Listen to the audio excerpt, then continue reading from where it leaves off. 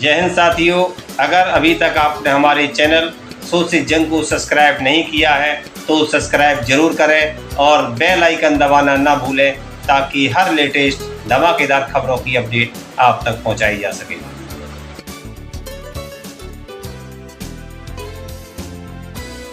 जी हाँ साथियों, ये मेरे साथ में है जीके शर्मा जी। आइए मैं इनसे बात करते हैं। आइए, आज ये कर्पूरी जयंती जो आप लोग मना रहे हैं, क्या है मतलब जो है थोड़ा जानकारी दें कर्पूरी जी के बारे में। ये जननायक कर्पूरी ठाकुर जी बिहार के 2 बार मुख्यमंत्री रहे हैं, 8 बार लगातार विधायक रहे हैं, 1 बार सांसद रहे हैं, जिनको जो है भारत सरकार ने भी भारत रत्न से नवाजा है। इसी के उपलक्ष्य में लेकर आज इनका जन्म शताब्दी समारोह इनका मनाया जा रहा है दिल्ली में, जबकि पूरे देश में यह पखवाड़ा चल रहा है। नहीं तो ये जयंती जो मनाई जा रही है कर्पूरी जी की, ये तो बहुत सारी जयंती, लेकिन इस बार कुछ खास उत्साह दिखाई दे रहा है। जो नहीं मनाते थे वो पार्टियां भी मना रही हैं, ऐसा क्या हो रहा है? इसमें क्या था कि सामाजिक ताना बाना बुनने वाले जननायक कर्पूरी ठाकुर जी ने सभी वंचित, दलित, दबे कुचले लोगों के लिए एक मिसाल कायम हुए थे, जिन्होंने बिहार में आरक्षण बांट कर दिया था 88 में। उसको जो है कर्पूरी फार्मूला के नाम से जाना गया, जो आज पूरा देश के हर कोने कोने से आवाज़ उठ रही है कि कर्पूरी फार्मूला लागू किया जाए। जो देश की रोहिणी आयोग अभी जो ठंडे बस्ते में पड़ी है, उसे कर्पूरी फार्मूला पर लागू कराने के लिए डिमांड हो रही है। कर्पूरी फार्मूला क्या चीज़ है? ये कर्पूरी फार्मूला क्या है? कर्पूरी फार्मूला में उन्होंने 26% जो आरक्षण था ओबीसी का, उसमें 8% सवर्णों को दिया ओबीसी को, और 12% अति पिछड़ा समाज को दिया, और 3% महिलाओं को दिया, और 3% सवर्णों को दिया। इस तरह से 26% आरक्षण को उन्होंने डिवाइड किया। अच्छा, ये जो है मतलब कर्पूरी फार्मूला की आप लोग मांग कर रहे हैं? कर्पूरी कुचले लोग थे, उनको सामाजिक स्तर पर बराबर लाने के लिए, उनको संसाधन से युक्त करने के लिए उन्होंने यह फार्मूला बनाया। नहीं तो अभी जिस तरह से अभी प्रधानमंत्री जी ने उनको भारत रत्न देने की जो घोषणा करी है, इससे मतलब जो है क्या मैसेज जा रहा है? मतलब जो है कि मतलब कहीं एक राजनीति तो नहीं है कहीं? मुझे ये लगता है कि देश के प्रधानमंत्री होने के नाते ये पूरी जनता, देश की करोड़ों करोड़ों जनता उनकी रियाया है, उनकी अथवा जनता है, जिनके सामाजिक, शैक्षिक, आर्थिक, राजनीतिक को इन्होंने 2 सालों में 2 बार के प्रधानमंत्रित्व काल में पढ़ने का काम किया। इनको लगा कि वाकई अभी समाज वंचित रह गया अधिकारों से, इसलिए भारत रत्न को लाना इनको पड़ा, जो सामाजिक न्याय के पुरजोदा है। नहीं, ये कर्पूरी जी के बारे में जैसे मतलब आप जो बता रहे हैं, इनका फार्मूला है और इनका जो है मतलब जो इसका कहीं राजनीतिकरण तो नहीं हो रहा है, मतलब जो है भारत रत्न के नाम से? अगर राजनीतिकरण कर रहे हैं तो मैं आपको बता दूं कि नेहरू, जब गांधी जी मरे थे तो उनकी लाश पर नेहरू जी बैठकर राजनीति किए थे, देश के प्रधानमंत्री बने। और जब कर्पूरी ठाकुर जी बिहार में मर जाते हैं तो उनकी लाश पर लालू जी बैठकर रोए थे, तो वह राजनीति एक छत्र किए, उनका परिवार मुख्यमंत्री रहा है। तो ये जो है मतलब आज जो जयंती मनाई जा रही है, पूरे देश में कर्पूरी जयंती मनाई जा रही है, तो मतलब ये मतलब आप लोगों को क्या मतलब आगे जो इसके जरिए आप क्या मैसेज देना चाह रहे हैं? मतलब जो हम लोग इस देश के प्रधानमंत्री से केवल एक ही संदेश देना चाहते हैं इस मंच के माध्यम से कि माननीय प्रधानमंत्री जी, यह हम पूरे देश की आवाम को सुख समृद्ध के लाने के लिए अभी गणतंत्र भी साथ साथ रहा है, जहां पर संप्रभुता की बात कही गई, समानता की बात कही गई, उस आधार पर अगर आप कर्पूरी फार्मूला को ले आते हैं, सामाजिक न्याय के पुरजोधा को भारत रत्न देने का काम किया है, तो यह कहीं कहीं धोखा न हो, इस समाज के लोगों को इसका लाभ मिल सके, यही इस मंच के माध्यम से आपसे गुजारिश है। नहीं, जो कर्पूरी फार्मूला की आप जो बात कर रहे हो कि मतलब वो आरक्षण का ही कहीं ना कहीं कर्पूरी फार्मूला आरक्षण का देन है। मोदी ऑलरेडी हर वर्ग के लिए काम कर रहे हैं, तो ऐसे में कर्पूरी फार्मूला की जरूरत भी नहीं है। केवल है कि सबका साथ सबका विकास, सबका साथ सबका विकास का देने से नहीं होगा। जो भारतीय संविधान में बाबा साहब ने जो कैटेगरी बनाई, जिसे हम जातियों में बार बार बांट लेते हैं, हर जातियों का वो बोध कराते हैं, जाति नहीं, बाबा साहब ने संविधान में 3 कैटेगरी की जाति बनाई, एक ओबीसी की बनाई, एक SC ST की बनाई, एक अल्पसंख्यक की बनाई। नहीं, आपको गर्व होना चाहिए, आपका देश का प्रधानमंत्री ओबीसी का है। अरे भाई, ये तो गर्व की बात तो है, लेकिन प्रधानमंत्री जी को तो यह भी अवगत होना चाहिए कि अगर कर्पूरी ठाकुर ने, बाबा साहब ने अगर इस तरह का मिशन चलाया है, आरक्षण की व्यवस्था किया है, तो ओबीसी के प्रधानमंत्री को भी चाहिए कि इसका मूल्यांकन करके इस हमारे देश की जनता आवाम को इस व्यवस्था को दें। अभी मैंने कल परसों सुन रहा था कि मतलब जो है अमित शाह जी भाषण के दौरान कह रहे थे कि सबसे ज्यादा हक ओबीसी को दिया है बीजेपी ने। आप कह रहे हैं कि बीजेपी ने मतलब जो है दिया है, अनुच्छेद 340 क्यों नहीं लागू? 27 मिनिस्टर बनाए हैं बीजेपी ने। मिनिस्टर बना दिया तो किस अनुच्छेद के अंतर्गत उन्होंने बना दिया? अनुच्छेद 330 के तहत 131 सांसद पार्लियामेंट में बैठता है। नहीं तो अभी विकास तो देश का विश्वगुरु है भाई, भारत विश्वगुरु बन रहा है। तुम आप क्या बात कर रहे हो? भारत विश्वगुरु हो रहा है। मंत्री कहते हैं, अगर देश के प्रधानमंत्री कहते हैं ओबीसी को 27 को हमने बना दिया, तो आप अनुच्छेद 330 के तहत अनुच्छेद 340 लागू करके 267 सांसद पार्लियामेंट में भेजिए, तब ओबीसी का लगेगा कि आपने काम किया है। सिर्फ ओबीसी की नहीं, हर वर्ग के लिए काम कर रहे हैं मोदी जी। आप ओबीसी को क्यों बार बार ला रहे हो? वो तो हर वर्ग के लिए काम कर रहे हैं। आरक्षण की बात कही, जब आरक्षण की बात आती है कि भारतीय संविधान में जो आरक्षण की बात कही जा रही है, उस संविधान के तहत बाबा साहब ने जो व्यवस्था बनाया है, आप संविधान से देश चलाएंगे। जब देश संविधान की तरफ से चला रहे हैं, सबका साथ सबका विकास की बात कर रहे हैं, तो सबको अधिकार भी दीजिए ना। सबको अधिकार मिल तो रहा है। कहाँ मिल रहा है? मतलब 27 मंत्री बना दिए ओबीसी के। आप 27% ओबीसी का आरक्षण देते हैं, नीचे संचित है, ऊपर वंचित है, उसकी भरपाई कौन करे? अभी सवर्ण को भी आज 10% आरक्षण दे दिया गया। ये 10% आरक्षण उन्होंने दे दिया सवर्णों को। एक अलग फार्मूला था उनका, उसी में से निकाल के 50-52 तो पहले से लेते हैं, 49 में ही तो। इससे कहाँ तक आप इससे जो 10% आरक्षण जो सवर्णों को दिया गया है, इससे आप कहाँ तक समर्थित है? मतलब कहाँ तक? मतलब देखिए, उसकी प्रक्रिया की विशेष जानकारी तो नहीं है, लेकिन ये बताया जाता है कि इसको पटल पर नहीं लाया गया और सीधे सीधे लागू कर दिया गया, जिसको लेकर लोग सुप्रीम कोर्ट तक लोग चैलेंज में हैं। चलिए, मतलब एक सवाल आपसे और है कि जो है अभी जो है एक तो कर्पूरी फार्मूला की मांग है, इसके अलावा और आप लोगों की क्या मांग है? एक तो मतलब मांग आपकी मोदी जी ने कर दी है, मतलब भारत समय से चल रहा है कि हमारे देश में रोहिणी आयोग जो रिपोर्ट बनाई गई है, अभी तक लागू नहीं की गई। पिछली सरकारों से पेंडिंग में पड़ा हुआ था। वर्तमान पीछे हमारे जो राष्ट्रपति थे, उन्होंने इस चीज़ को लागू किया, रोहिणी आयोग का गठन किया, और रोहिणी आयोग में जो पत्राचार हम लोगों ने जो किया, उस पर देश के हमारे राष्ट्रपति द्रौपदी मुर्मू जी ने अभी संज्ञान लिया। बिहार के मुख्यमंत्री स्वर्गीय जननायक कर्पूरी ठाकुर के बेटे राज्यसभा सांसद रामनाथ ठाकुर को बुलाकर उनसे वार्ता किया।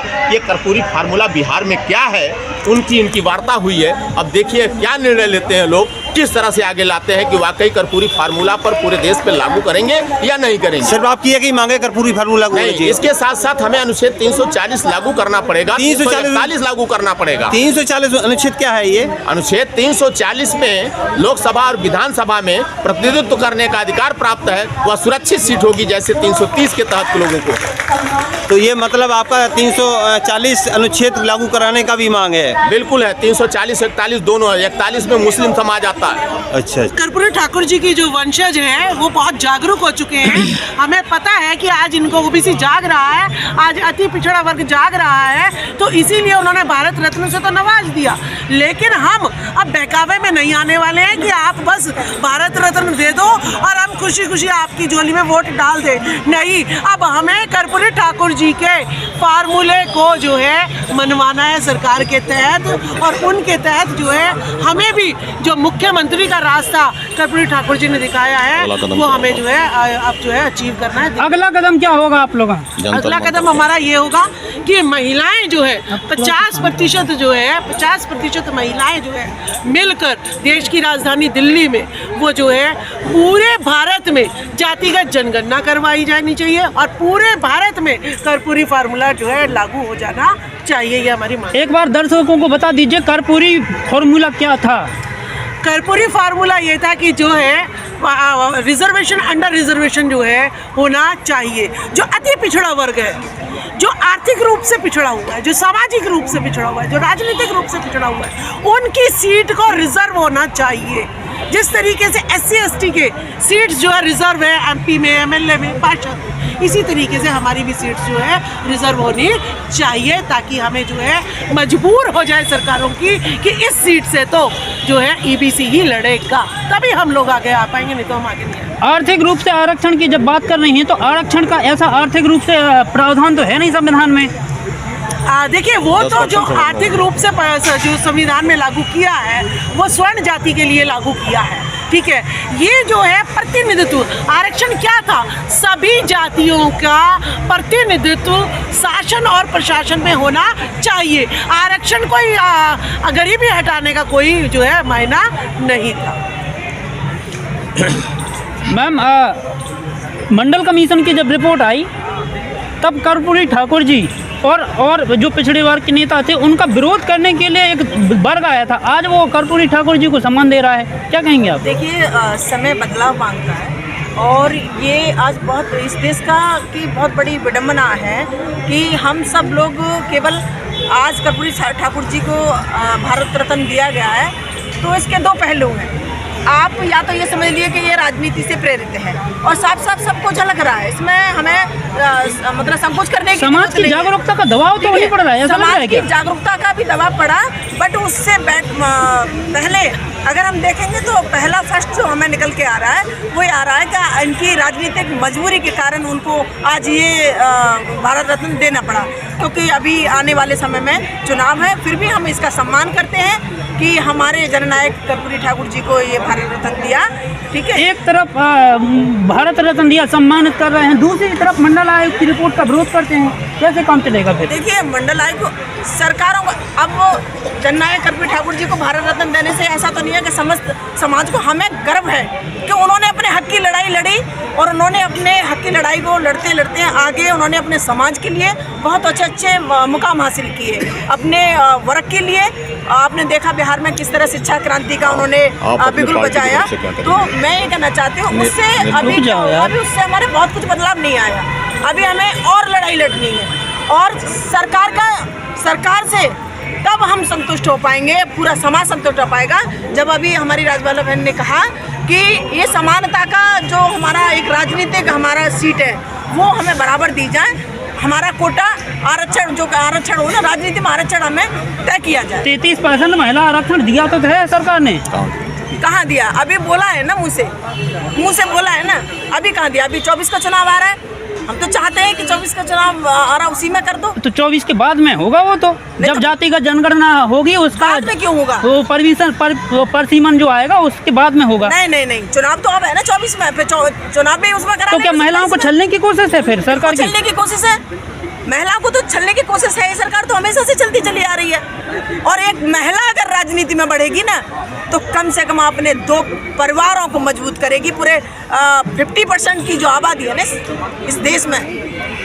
50% की जो आबादी है, बड़ा सवाल है वो इस महिलाओं के लिए अगर एक घर की एक महिला जागरूक कर दी ना, इसने 2 पीढ़ियों को का नाम रोशन कर दिया, वो 2 पीढ़ियों को जागरूक करेगी। तो महिलाएं तो व्रत कर रही हैं, पूजा पाठ कर रही हैं, भागवतों में जाती हैं, अब ये क्या कम है?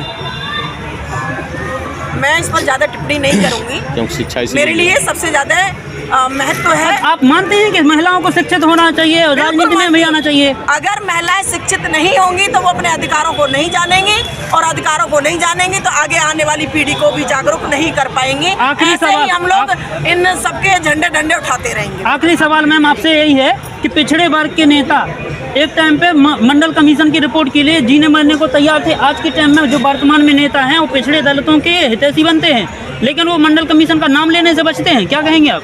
नहीं, ऐसा नहीं है कि मंडल कमीशन की जो रिपोर्ट मतलब आयोग की जो सिफारिशें लागू हुई थी उसका नाम लेने से आज वर्तमान में जो नेता हैं वो बच रहे हैं। तो दिखाई तो नहीं देते ऐसे। अगर हम उस स्तर पर अगर हम हमारे जैसे अगर राजबाला बहन है या हमारी सुमन बहन है, अगर हमारे जैसे महिलाओं को अगर मौका मिलेगा तो हम करके दिखाएंगे। नहीं तो महिलाएं आगे आ रही हैं, लेकिन अब जो पुरुष वर्ग के नेता हैं वो तो पीछे नजर आ रहे हैं, क्या कहेंगे? अब मैं बताऊं, अगर घर की सेफ्टी और घर की अच्छी सरकारों का चयन करना है तो सबसे ज़्यादा कौन सोचता है पता है आपको? महिला सोचती है। महिलाएं सोचती हैं।